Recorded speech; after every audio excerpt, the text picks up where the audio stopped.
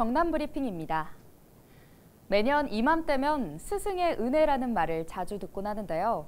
하지만 이것도 옛말이 된 걸까요? 교사 10명 중 8에서 9명은 이직이나 사직을 고민하고 있다고 합니다. 이 소식 영상으로 준비했습니다.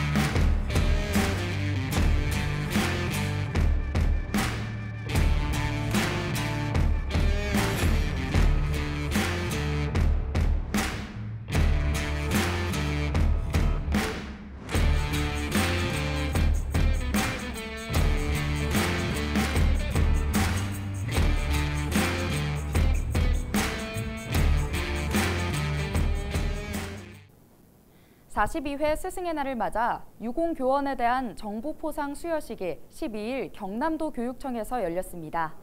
경남에서는 홍조 근정훈장에 창원교육지원청 박정민 초등교육과장을 비롯해 201명이 대통령과 총리, 교육부 표창을 받았고 191명은 교육감 표창을 받았습니다. 이번 주 수요일까지 경남 대부분 지역에 이른 무더위가 찾아오겠습니다. 따뜻한 남서풍이 유입되면서 기온이 올라 내륙을 중심으로 25에서 29도 선을 보이겠고 일부 지역에서는 낮 기온이 30도 이상까지 치솟을 전망입니다. 또 아침 시간대 가시거리 1km 미만의 안개가 끼는 곳도 잦을 것으로 보여 교통안전에 각별히 유의하시기를 바랍니다. 지난 12일부터 3일간 열린 창원 진동 미더덕 축제가 성황리에 막을 내렸습니다. 올해 4년 만에 열린 이번 축제는 풍어제와 미더덕 이벤트, 가요제, 광암항 해상 불꽃쇼 등으로 다채롭게 꾸며졌습니다. 특히 창원시는 이번 축제 기간 모두 9만 5천여 명이 다녀간 것으로 집계됐다고 밝혔습니다. 또 수산물 판매와 지역 상권 활성화 등 약 27억 원의 경제적 효과가 나타났다고 전했습니다. 도로 위 누워있던 50대 남성을 치고 달아난 20대 운전자가 경찰에 긴급 체포됐습니다. 진해경찰서는 지난 13일 새벽 4시 30분쯤 창원시 진해구 중앙시장 사거리 근처에서 차도에 쓰러져 있던 남성을 승용차로 치고 아무런 조치 없이 달아난 A씨를 5시간 만에 주거지에서 붙잡았습니다. A씨는 차가 덜컹거렸지만 사람이라고는 생각하지 못했다고 경찰에 진술한 것으로 알려졌습니다. 경찰은 사고 당시 A씨가 음주나 과속은 하지 않았다며 목격자 등을 상대로 정확한 사건 경위를 조사하고 있습니다. 지난 14일 오후 12시 20분쯤 창원시 진해구 소쿠리 섬에서 낚시를 하던 60대 여성 A씨가 낚싯바늘이 무릎에 박혀 해경에 의해 긴급 이소됐습니다.